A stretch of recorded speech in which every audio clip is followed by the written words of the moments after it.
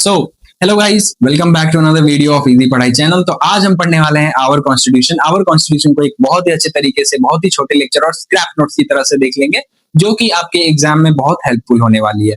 ठीक है, तो चलो स्टार्ट करते हैं बिना किसी टाइम को गवाए। चलिए शुरू करते हैं। तो सबसे पहला आज का चैप्टर है हमारा आवर कॉन्स्टिट्यूशन। ये क्लास 8 का चैप्टर है, मैं बता दूं आपको। ठीक है, तो कॉन्स्टिट्यूशन होता क्या है? सबसे पहले देखो, constitution is a supreme law, है ना, जो पूरे इंडिया को फॉलो करना पड़ता होता है। ठीक है, और पता है कॉन्स्टिट्यूशन जो है वो दुनिया की सबसे लंबी कॉन्स्टिट्यूशन जो है ना, वो हमारे ही पास है, भारत के पास है। और कॉन्स्टिट्यूशन के जो पेजेस होते हैं ना, उसके ऊपर हीलियम की लेयर चढ़ाई जाती है ताकि पेजेस खराब ना हो।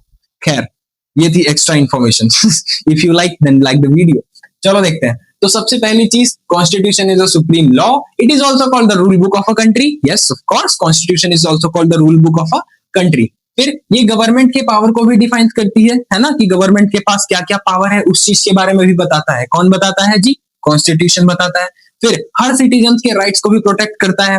Every citizen have 6 fundamental rights, है ना, तो हर राइट्स को ये प्रमोट करता है। फिर सारे लोगों में जस्टिस, इक्वालिटी एंड डेमोक्रेसी फैलाने का भी काम करता है। कौन? कॉन्स्टिट्यूशन। तो ये सारे कुछ पॉइंटर थे जिनको आप कॉन्स्टिट्यूशन के आंसर्स में नोट डाउन कर सकते हैं। अगर आपसे पूछा जाए कि व्हाट इज कॉन्स्टिट्यूशन, तो देन आप इन सारी चीजों को लिख सकते हैं एकदम बेफिक्र। ठीक है, आइए अब समझते हैं कि हमें कॉन्स्टिट्यूशन की जरूरत क्या है। Why do we need a constitution? So we need a constitution for maintaining law and orders. ठीक है, हम हमारे देश के लॉज एंड ऑर्डर्स को मेंटेन रख सकते हैं। That is why we need a constitution.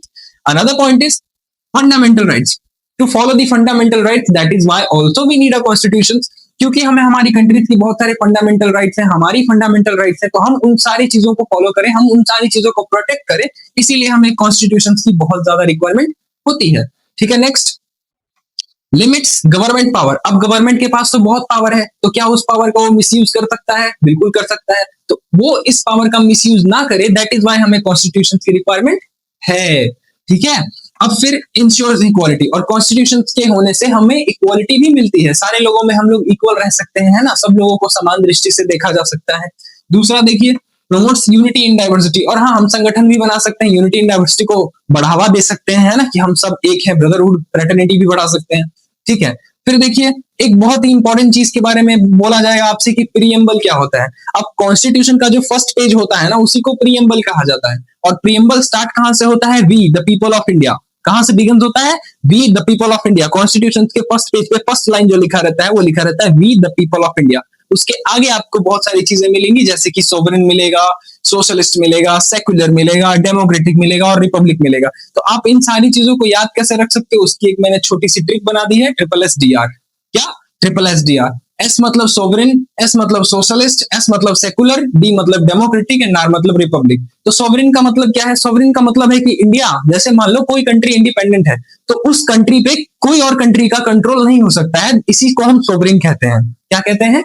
Sovereign कहते हैं। एक बेस्ट एग्जांपल से समझते हैं, India is a democratic country, of course India is an independent country. अब क्या किसी और कंट्री का कंट्रोल इंडिया पे बन सकता है? The answer is no. So that is why India is a sovereign country. Okay, फिर सोशलिस्ट की बात कर लें तो इंडिया सोशलिस्ट को भी प्रमोट करते हैं, है ना। फिर बात कर लें तो सेकुलर, तो इंडिया में बहुत तरह के धर्म रहते हैं, है ना।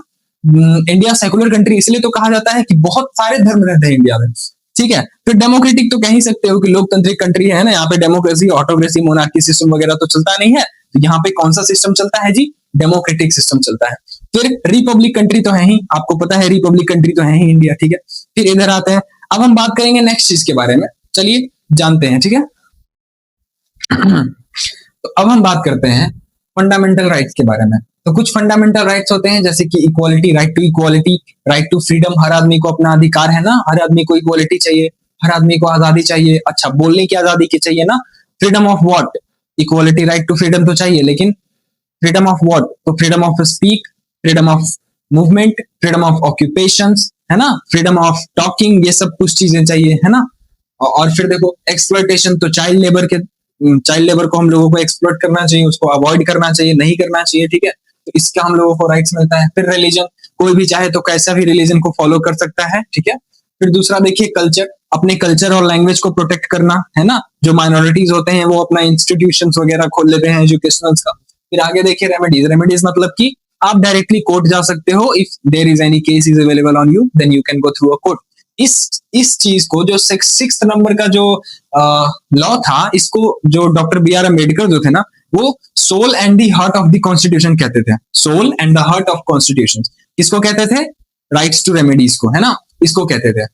फिर देखिए नेक्स्ट चीज की बात करते हैं तो मेकिंग। कॉन्स्टिट्यूशन बनी कैसी थी? तो कॉन्स्टिट्यूशन बनी थी drafting bye constitution assembly. Constituent assembly के थ्रू ड्राफ्टिंग की गई थी।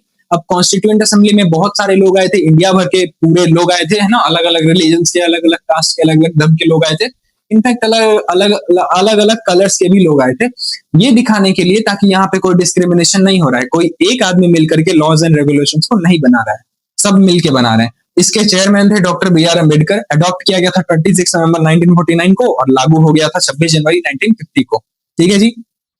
अब आइए, तो अब हम समझते हैं कि गवर्नमेंट के कुछ ऑर्गन्स होते हैं। गवर्नमेंट के क्या ऑर्गन्स होते हैं?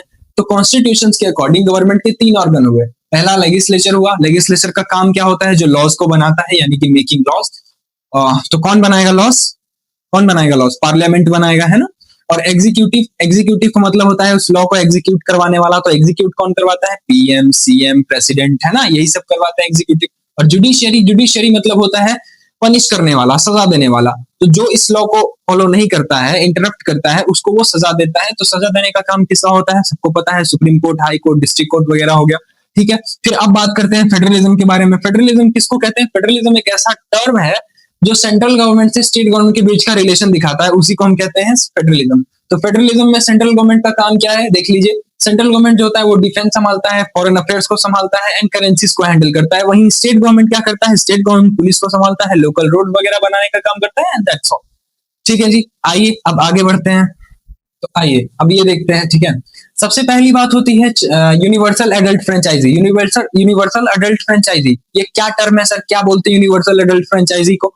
तो इसका मतलब ये है कि जो भी लोग 18 साल के ऊपर हैं वही वोट दे सकते हैं। They are eligible, otherwise if the person who are below the age of 18 they are not eligible। ठीक है, तो इसका मतलब यही है कि जो बंदे 18 से ऊपर हैं वो वोट दे सकते हैं, जो नीचे हैं वो वोट नहीं दे सकते हैं। इसी को हम कहते हैं यूनिवर्सल एडल्ट फ्रेंचाइजी। तो अब बात कर लेते हैं क्विक रिवीजन के बारे में। हाँ जी, आपका चैप्टर बिल्कुल खत्म हो चुका है, चिल रहो एकदम। देखा, इतना छोटा सा चैप्टर था बस। तो आइए रिवीजन कर लेते हैं। कॉन्स्टिट्यूशन का मतलब होता है supreme law, a book of law, जिसे हमने पढ़ा था। और डॉक्टर बी आर अम्बेडकर जो थे इस बुक के चीफ थे। प्रियम्बल लिखा गया। प्रियम्बल को मैंने याद करवाने का तरीका आप बता दिया था ना, सॉवरेन, सोशलिस्ट, सेकुलर और रिलीजन एंड क्या डेमोक्रेसी और रिपब्लिक, है ना। फिर देखो organs of government. Organs of government तीन तरह के होते हैं, लेजिस्लेचर, एग्जीक्यूटिव, जुडिशरी, अभी तो बताया, जस्ट अभी बताया।